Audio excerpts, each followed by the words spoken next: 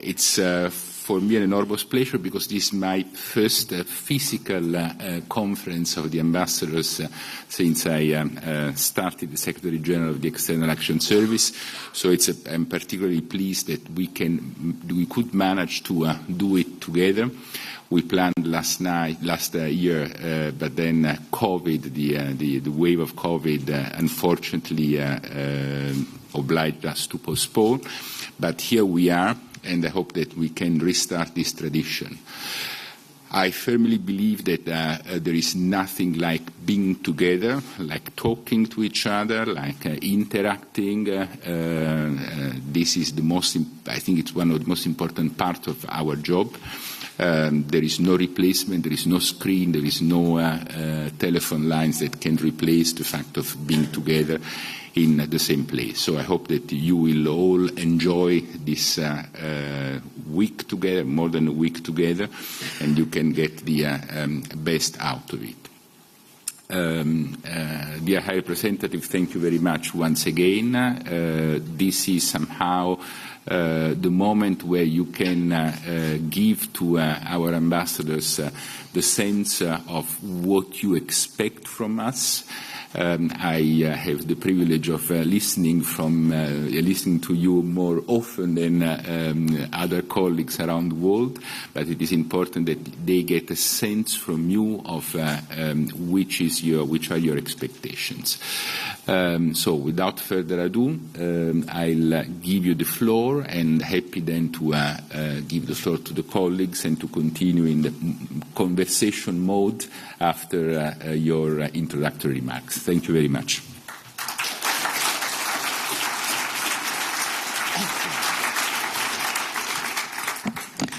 Well, good morning. If I am coughing, it's not COVID. It's not COVID.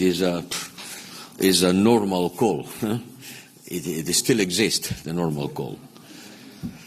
Well, welcome.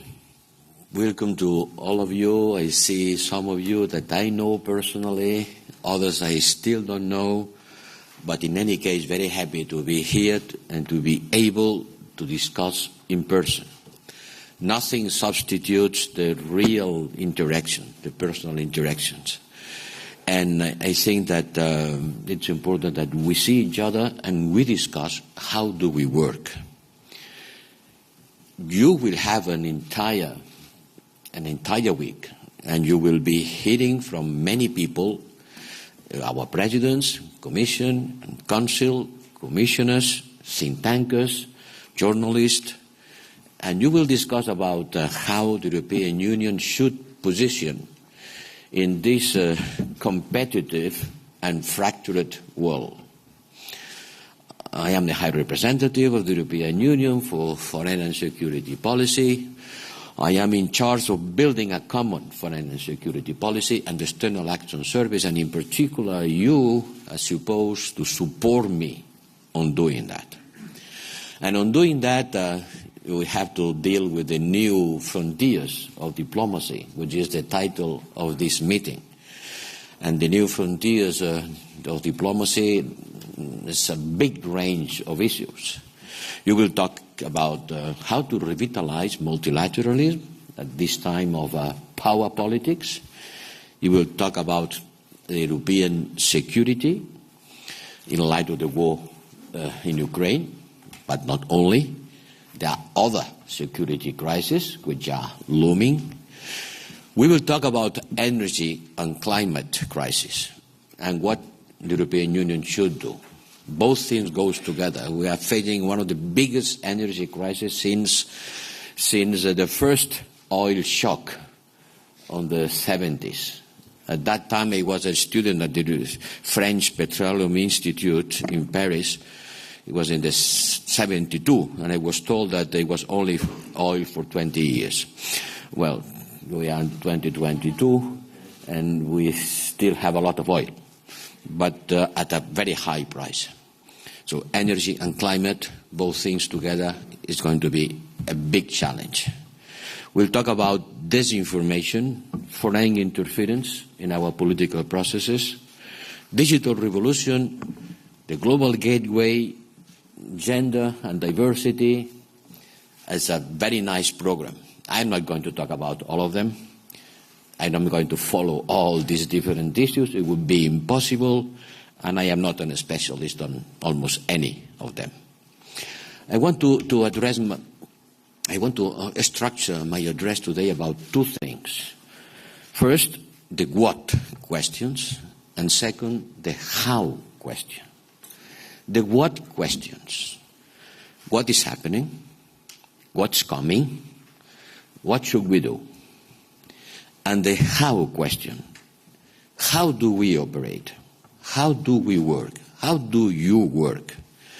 How we can get more and better results.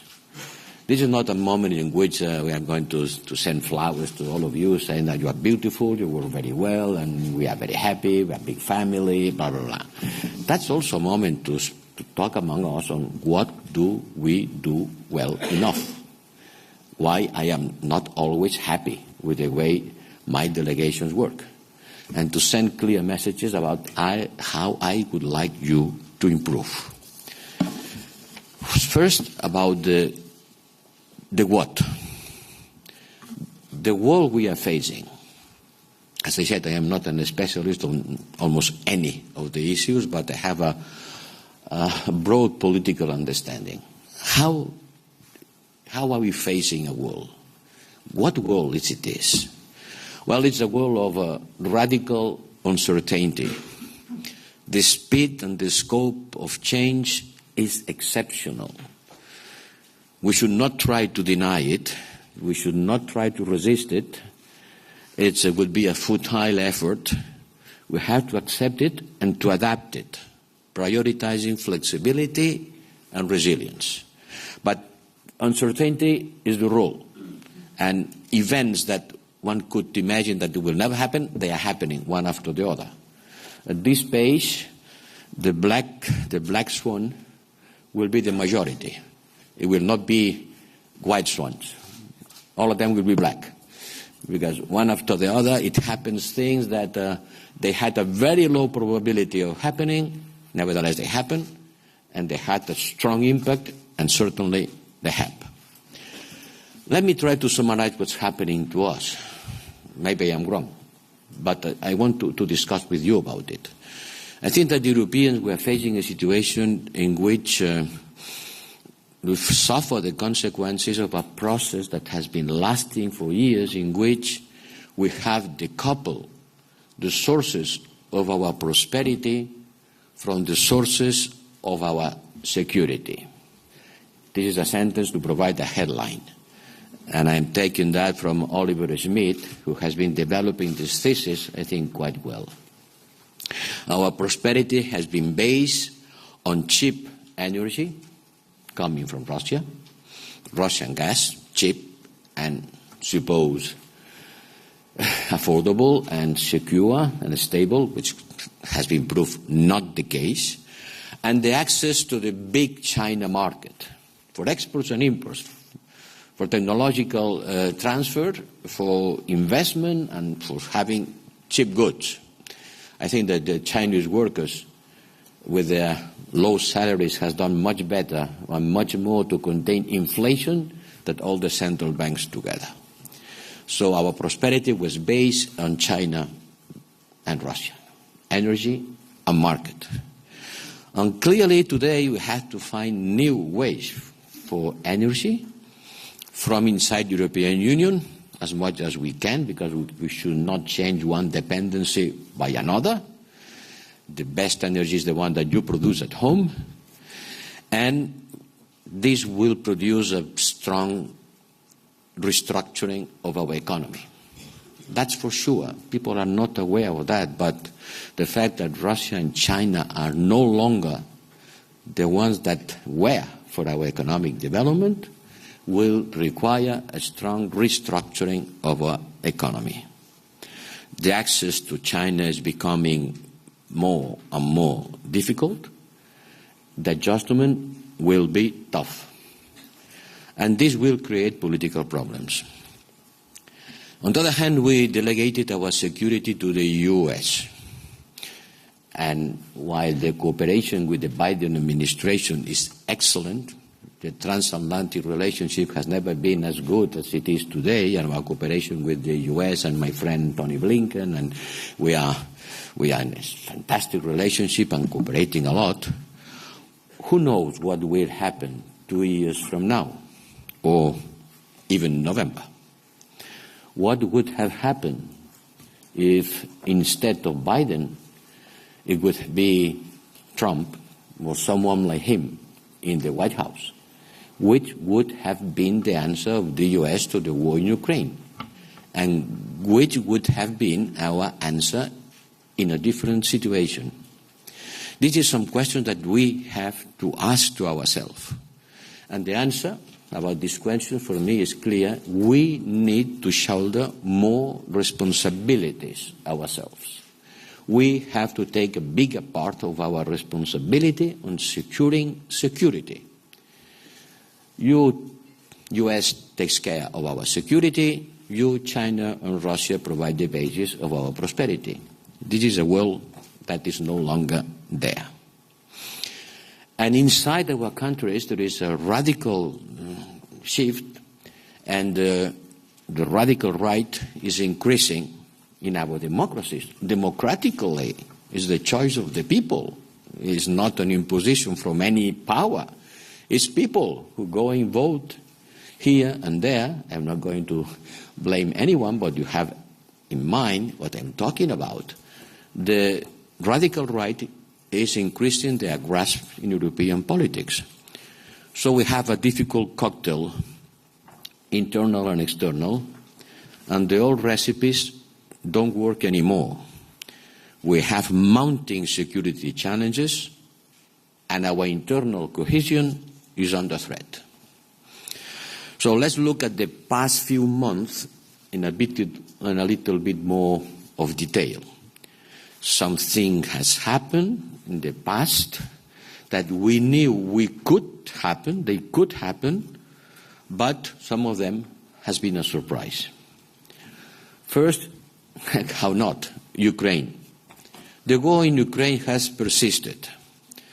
We didn't foresee how effectively Ukraine would resist. Well, first, we didn't believe that the war was coming. I have to recognize that here in Brussels, the Americans were saying us, they will attack, and we were quite reluctant to believe it. And I remember very well when Tony Blinken phoned me and told me, well, it's going to happen this weekend. And certainly, 2 days later, 5 o'clock in the morning, they start bombing Kyiv. We didn't believe that, but this was going to happen. And we didn't foresee that Ukraine was ready to resist as fiercely and as successfully as they are doing. Certainly, thanks to our military support. Without it, it would have been impossible. But they put something from their part. And we haven't foreseen neither the capacity of Putin to escalate the level of mass mobilization and an open nuclear threat. And I suppose that all of you have been reading and rereading the last speech of Putin when he declared the annexation. That's a must. Every European citizen must read this speech, and you in particular. And you have to explain to the world what does it mean. What does it mean, this approach against the West, and which are the real reasons of this war. Second, the deep US-China competition. That was not a surprise. But the escalation of tension in Taiwan, yes, they were not in the agenda. And they were triggered by an individual trouble of a personality that bring the Taiwan Strait at the bridge, at the edge of I wouldn't say a war, but a lot of war games. Third, the third issue is the world food and energy crisis. It was predictable, it was predicted, but not with the severity it's taken. And I am afraid that we are only at the beginning, that the food crisis will make things worse in many parts of the world where you are deployed. I'm coming from Somalia And certainly the Corn of Africa is a good example of how the climate change plus the war, both things together, are creating a humanitarian crisis of dantesque proportions that here in Europe we are not aware at all. This is a perfect storm. First, prices increasing. Second, the reaction of the central banks, raising interest rates in the US. Everybody has to follow, because otherwise the currency will be devaluated. Everybody's running to increase interest rates. This will bring us to a world recession. The world following the Fed, the world implementing the same monetary policy, because there is no other way, otherwise the capital will flow. Remember me what's happening in Europe before the euro, when everybody had to follow the monetary policy dictated by Germany. Because if you didn't do the same thing, the capitals were flowing and you had to do it, even if it was not the right policy for your internal reasons. Well, what's happening among us before euro is happening today at the world stage. Then the security situation. Don't limit it to Ukraine. We have a lot of security problems in our neighborhood, and I want to address our colleagues who are in the Sahel. It was not a surprise neither. It was not a surprise neither what's happening in the Sahel. But certainly the degree to which Russia is becoming a major factor in African theaters, yes, it is a surprise. We should, but we haven't imagined how quickly from Central African Republic now to Mali, and I don't know what's happening in Burkina Faso. So look not only to the Ukrainian crisis. Well, this is what is happening. Let's have a look now at the mega trends that will shape our world. Ukraine, but not only Ukraine. I want to insist in this. Last year, everybody was talking about Afghanistan. Afghanistan was the big issue. Remember, in August, in September, Afghanistan. Where is Afghanistan now? In Afghanistan, certainly. But there is no longer on the front pages of the newspapers. It looked like Afghanistan doesn't exist. The same problems exist. They are the same ones. But nobody talks about it. So take care with the issues that appears a crisis and then the following crisis arises the previous one. It looks like being solved. No, it's not solved. It's still there. There are many crises around the world. Which are the trends that move this world? First, a messy multipolarity. A messy multipolarity. There is the US-China competition. This is the most important structuring force. The world is being structured around this competition, like it or not. The two big powers, big, very big, are competing, and this competition will restructure the world. And this will coexist with a broader democracies versus authoritarians, a big divide. I wouldn't insist a lot on it, because in our side there are a lot of authoritarian regimes. We cannot say we are the democracies and the ones who follow us are also democracy. That's not true. That's not true. Yes, there is a fight between the democratic systems and the authoritarian systems, but authoritarianism is unhappily developing a lot. It's not just China, it's not just Russia. There is an authoritarian trend. Sometimes it's still wearing the democracy suit, but it's no longer democracies. And there are some ones who are not democracies at all. They don't even take the pity of look like democracies. So this competition is the structuring forces. The fight between democracies and authoritarian, it's there, but it's much more than that. The world is not purely bipolar. We have multiple players and poles, and each one looking for their interests and values. Look at Turkey, India, Brazil, South Africa, Mexico, Indonesia. They are middle powers. They are swing states. They vote on one side or the other according with their interest, not only their theoretical values, but these people I mention them again, Turkey, India, Brazil, South Africa, Mexico, Indonesia, are players on poles. And this creates this messy multipolarity. These people, and there are a lot of people inside, these are there and not always following us. Look, the Mexico president speech last day. Huh? Who is our Mexico delegate? Is here? Where is he? You heard what the Mexico president said yesterday about us, no? Well, the second characteristic is a competitive world where everything is being weaponized.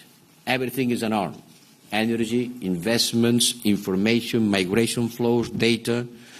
There is a global fight about access to some strategic domains, cyber, maritime, outer space. The third characteristic of this world is the rising nationalism, revisionism, plus identity politics. Putin doesn't want to restore communism. He knows that nobody wants communism again. Putin is using a resource which is an everyday resource, very powerful, and they never disappear. And this is radical nationalism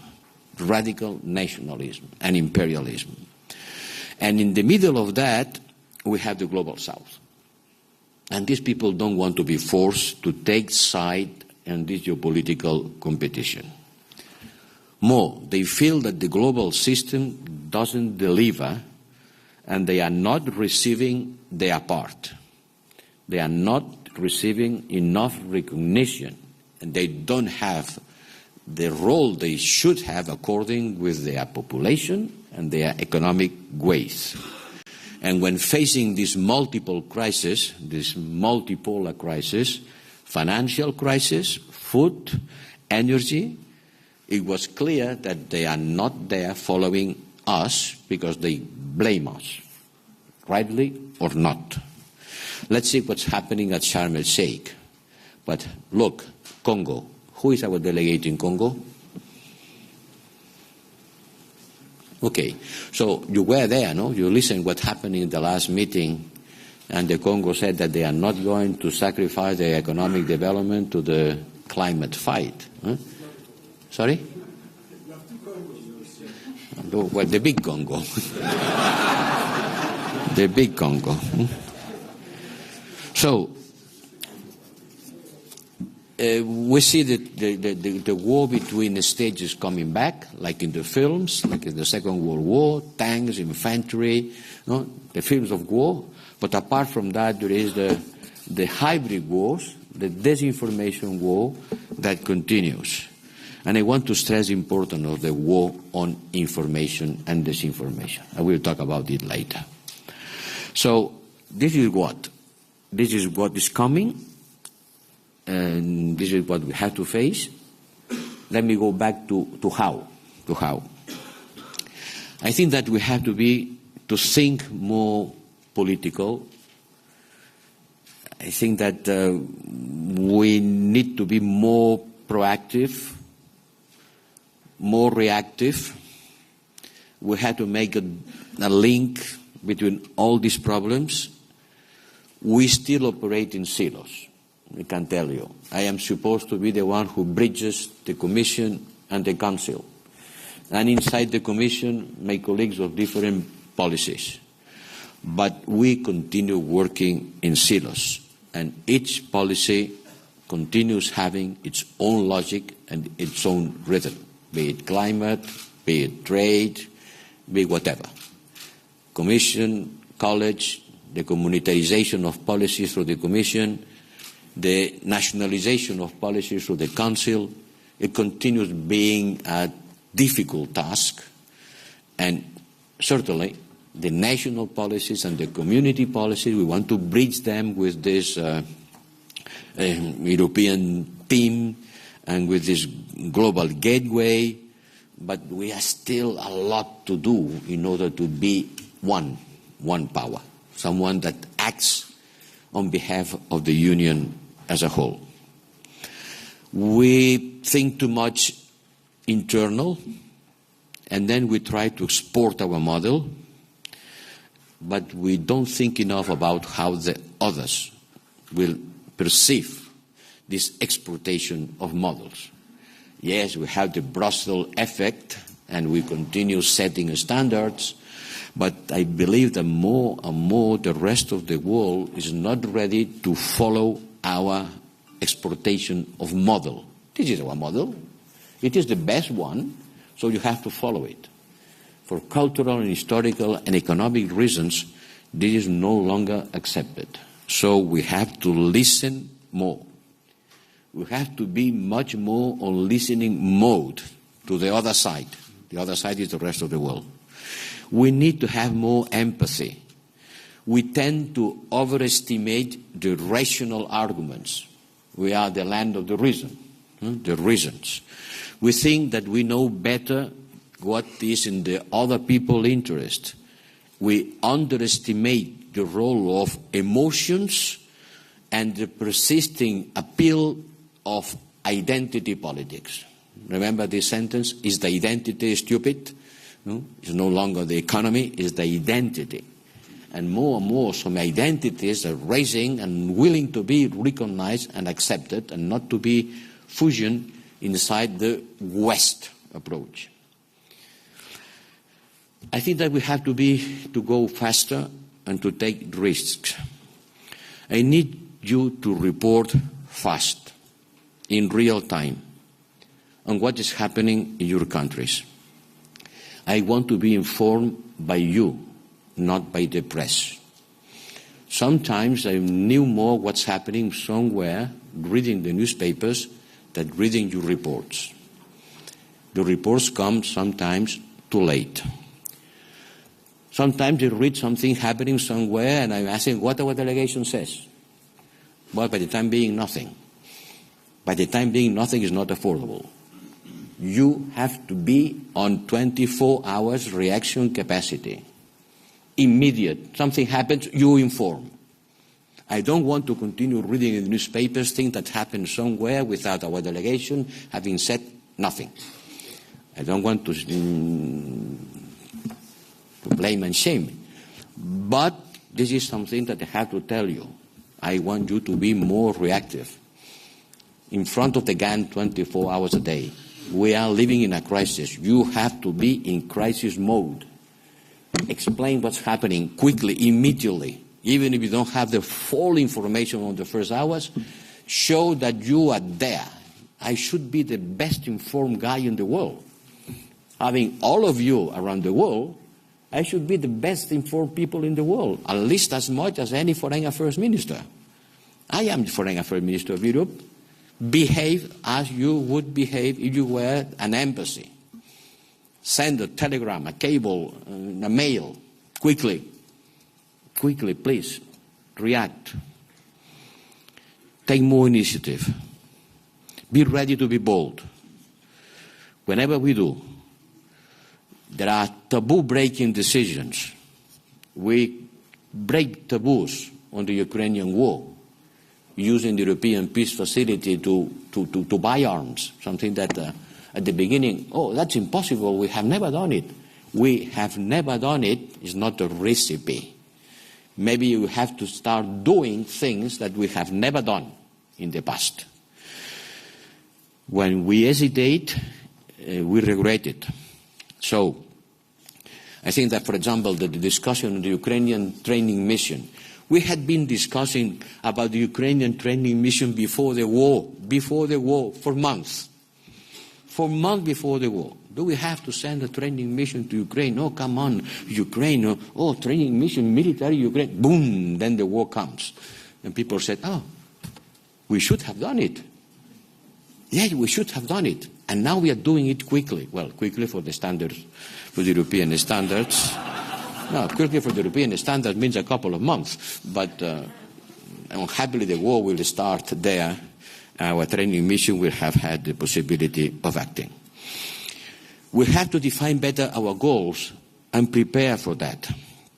You know, here we work a lot on 7 years scenarios, then a 1 year plan, and announcing big figures that people sometimes doesn't believe anymore. When we announce big figures, take into consideration which is the time scope of this figure. It doesn't mean anything, one figure, if you don't put a time dimension. We are going to support X money. And do you plan to spend it for how many years? Tomorrow or in the next 7 years? Or when you say, in the past, we have been supporting this country with this amount of money. This amount of money, which is the time dimension. It has been spent in 1 year or in 10 years, because it's completely different. And we have the habit of just mentioning figures, avoiding the time dimension, and it doesn't mean anything. So please, be prepared for better explanation of what we do with a time schedule. And we should look for a balance between what we announce and what we implement. Because sometimes some announcements discredited us if they are not being followed by concrete actions. In general terms, I would say that we need a better balance between crisis management and long-term. We live in crisis management. What's happening today? What's happening yesterday? What's happening tomorrow? Crisis, crisis, crisis. Foreign policy is not just managing crises one after the other. We have to try to think in the medium long term. Well, with the pandemics, with the climate, with the energy crisis, we have to think a little bit about what's longer than what's going to happen tomorrow, what's happening yesterday. We have to be a little bit out of the crisis mode, and this will require to think more about how technology is reshaping the world and the nexus between energy, climate, and raw materials. The other day, at the Prague Council, President Macron said that very clearly. We cannot substitute one dependency by another. We are happy that we are.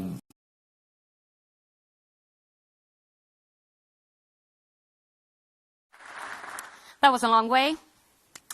Your Excellencies, ladies and gentlemen, dear colleagues, welcome to the